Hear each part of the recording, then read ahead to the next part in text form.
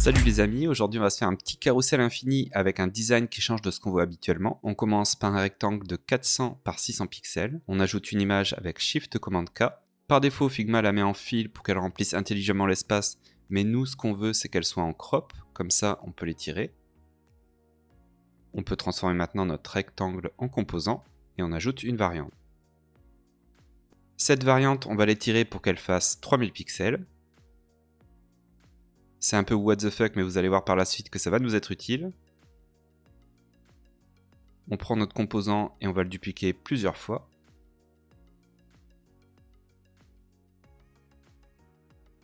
Shift Command K pour aller chercher des images.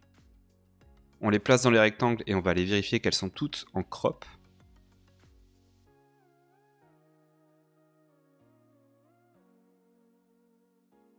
Ensuite, on sélectionne tout et on fait un auto-layout. 0 d'espace entre les éléments. Et on peut renommer ça en Pictures. On va entourer notre auto-layout d'une frame qu'on va appeler intelligemment Carousel. Et on va réduire sa largeur pour qu'elle fasse 400 pixels. Donc là, maintenant, l'idée, c'est de faire slider nos images dans le carrousel. Mais on va d'abord dupliquer la première frame et la placer à la fin. On peut créer un composant et on ajoute tout de suite des variantes.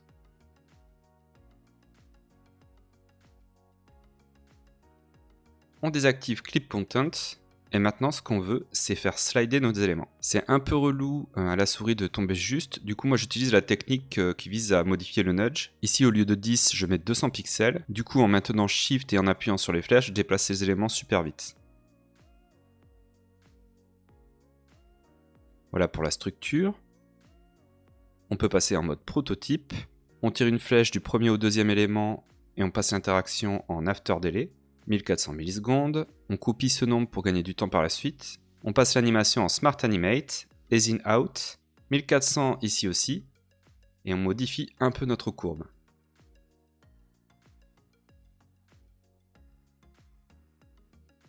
On fait exactement pareil pour les autres éléments.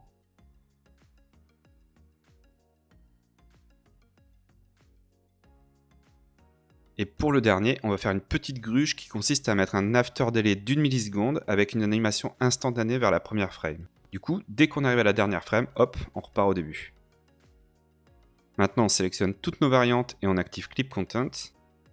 Et on peut aller placer ça sur la scène. On prend bien le carrousel et pas l'image. On centre ça et on peut tester. Ok, donc là on est sur le carrousel le plus standard de la Terre, et pour la majorité des cas, ça sera suffisant. Il slide une image par une image, mais en agrandissant la frame, vous pouvez faire plusieurs slides à la fois. Mais nous, ce qu'on veut aujourd'hui, c'est faire un truc un peu plus original, et c'est ce qu'on va faire maintenant. On sélectionne toutes nos variantes et on désactive Clip Content. Et là, on va utiliser entre chaque slide notre image déformée.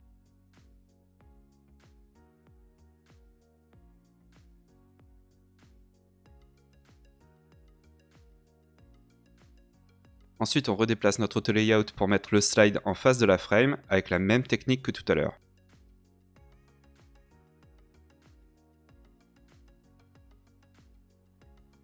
Et on réactive Clip Content.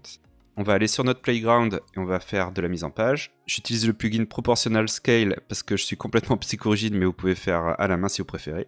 Le premier, on va mettre 800 pixels. Le second, 700.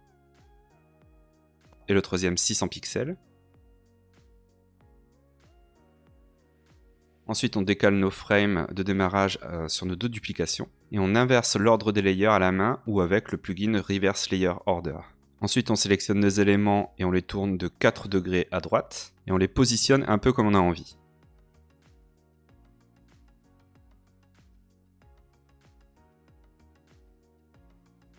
On passe le fond de notre scène en gris foncé.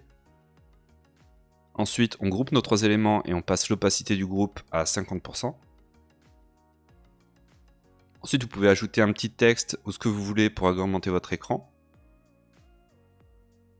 Maintenant, très vite, on va faire un petit indicateur de slide. On fait un rectangle de 400 pixels par 20 pixels. On le duplique et on resize le nouveau rectangle pour qu'il fasse juste 100 pixels. On passe le fond en gris foncé et le rectangle du dessus dans un gris un peu plus clair. On sélectionne tout et on fait un composant, et on ajoute 3 variantes. Sur chacune, on déplace l'indicateur de 100 pixels vers la droite, et on peut passer en mode prototype. On fait exactement comme tout à l'heure avec les mêmes valeurs, 1400 millisecondes en after delay, et normalement votre animation est déjà setup.